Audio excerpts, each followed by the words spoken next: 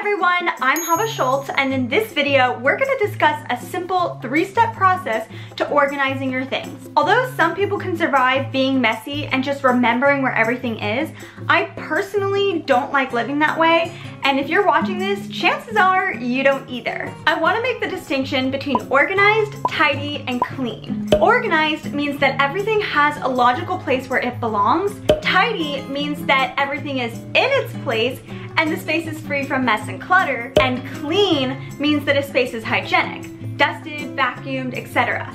I often use the word clean interchangeably with tidy, but technically they're not the same thing. The reason I mention all this is because ideally you combine all three to maintain a peaceful space. But in this video, I'm gonna focus on organization. Oh, and before I move on, I just wanna kind of add to that tidiness relies on organization, because how can everything be put in its place if it doesn't have a place to be put away? And then cleanliness relies on tidiness, because if your countertops and floors are covered with stuff, how are you supposed to get to it to clean it away from dust and dirt and grime? So organization is just the first in a domino effect to creating a pleasant living space. For getting your things organized, the first thing you want to do is declutter, which means get rid of anything you don't need or really want. It's normal to acquire material possessions over time through purchases, gifts, freebies, so periodically you're going to want to go through and evaluate what you have. This is an important first step to organizing, because when you make your organization, the less you have, the simpler your system, and that means the easier it's going to be to maintain. So it's important that you get rid of stuff so that you can keep your organization going for the long haul. Also, there's something to be said about the maxim, less is more, because when you have fewer items, you can really see and appreciate each one at a higher level. I actually checked out Marie Kondo's book, The Life-Changing Magic of Tidying Up, from the library, and I learned a lot of really useful tips from it as far as organizing and keeping my space tidy and decluttered. But the one I want to mention here is that as you're going through your stuff, ask yourself as you stumble upon each item, does this bring me joy?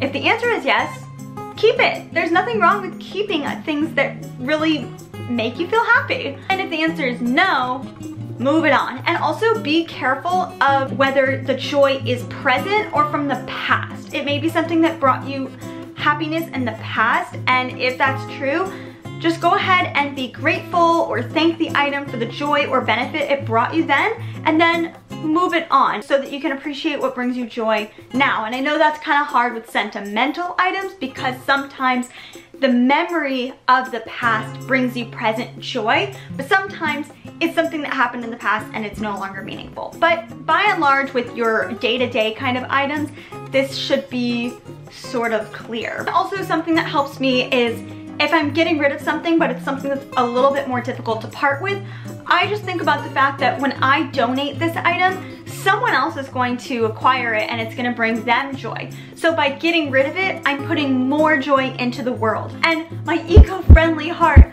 has to know, please, don't throw anything away unless there is no other way to dispose of it. Depending on the item, you can donate it or sell it or recycle, but please be as the least wasteful as possible. Declutter, you'll need to categorize. Group like items together, and you can do this physically through making maybe piles around the room, or you can just do this mentally if that makes more sense. It's gonna kind of depend on the given situation, and that's why I don't have a lot to say here, but as always, go ahead and comment below if this sparks a question. And with that, we will move on to step 3.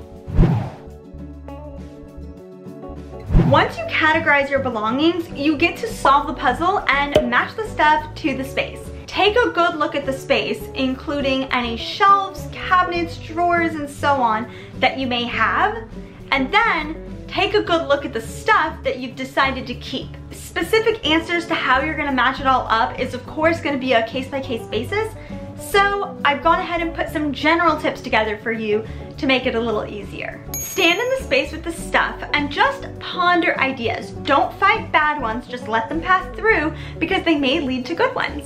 Let it simmer. Allow yourself to sleep on it and let some time go by so that new ideas might be able to come to the surface.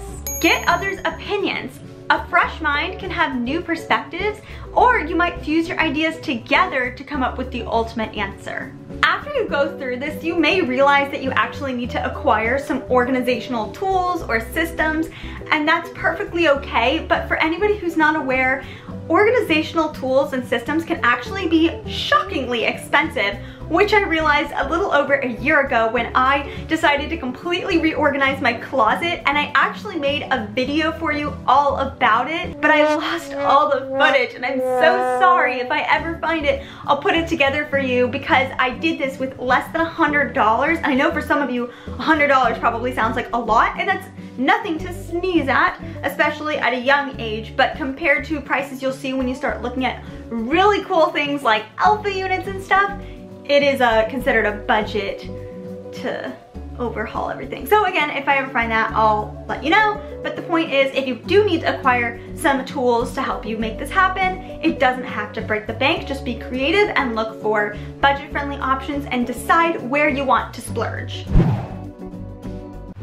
So sorry, the light seems to keep changing. I'm partially relying on natural light, and then I also have the overhead, which is really funky lighting in this room, so I am very sorry if this is bothering you. I'm doing my best with what I have here.